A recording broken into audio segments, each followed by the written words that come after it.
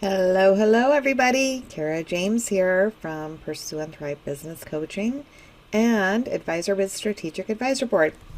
So, if you followed me yesterday, if you heard yesterday's business tips in a minute, you will know that I will absolutely talk about SMART goals today.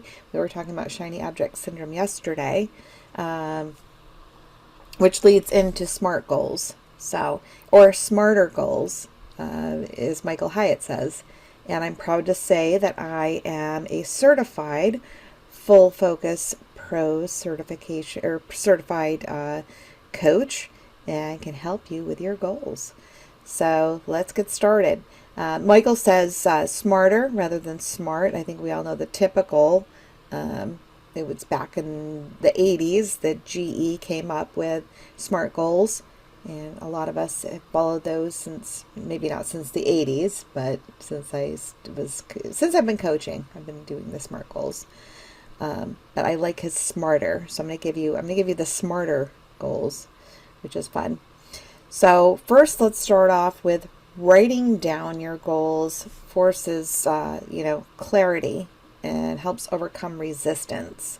Rather than just saying them, write them down, look at them every day, and it'll be embedded in your head, and you're going to be a lot more apt to reach the goals. So let's get started with the smarter goals, with S being specific. So let's talk about specificity as far as what that looks like. For example, I'm going to get 5 new clients, this week.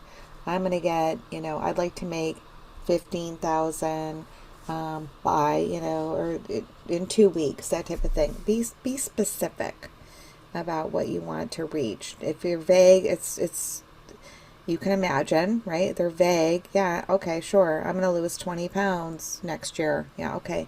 Let's make it specific. I'm going to lose 20 pounds by December 1st. Let's hope. Anyway, the point is when you have a specific date, time, number in mind, it's more apt to happen. Vague goals don't inspire us, right? The M is for measurable. Without being measured, how can you tell if you accomplished it? Just that's again being pretty vague, right? The idea of whether or not we're on track comes from it being measured. So, absolutely, you want to, say a certain amount of time, a certain amount of weight, that type of thing. Again, I'm just going to go with the money or the weight thing for ease sake. A is for actionable. So start the goal with a strong verb. I'm going to run. I'm going to finish. I'm going to eliminate. I'm going to, cut back. That type of thing.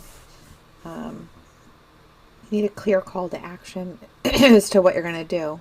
So start with a strong verb. Make it actionable. And then R is used to be for realistic, which I always like to be realistic, but realistic really doesn't cut it. It doesn't help enough.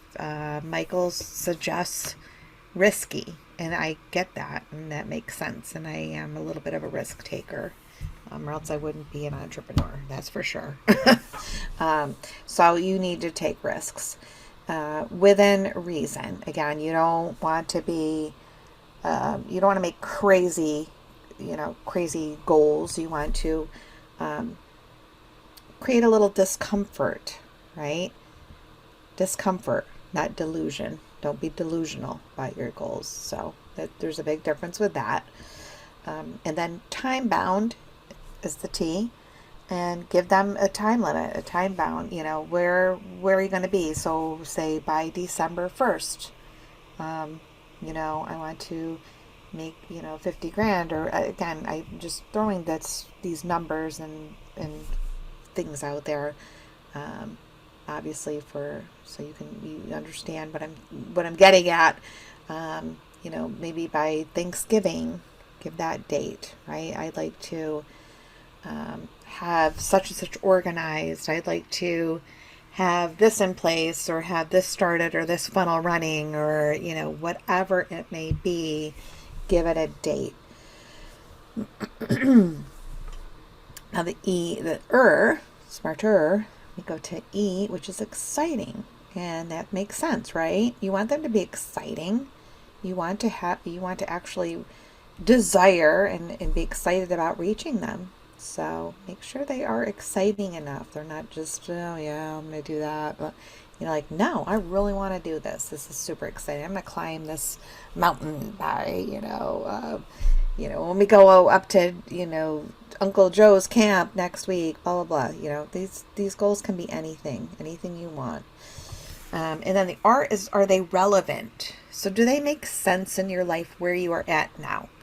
If you are, a small business owner, does it make sense to have the goals of somebody that's ready to retire? Or does it make sense, for a mom of family of 5 to have the same goals as you now? So just make sure that they're cohesive. And if they're not, they obviously, they won't work. But here's an example of, starting the low carb diet and the same day buying that bread maker that's on sale that you always wanted, right? Things have to jive. They have to make sense.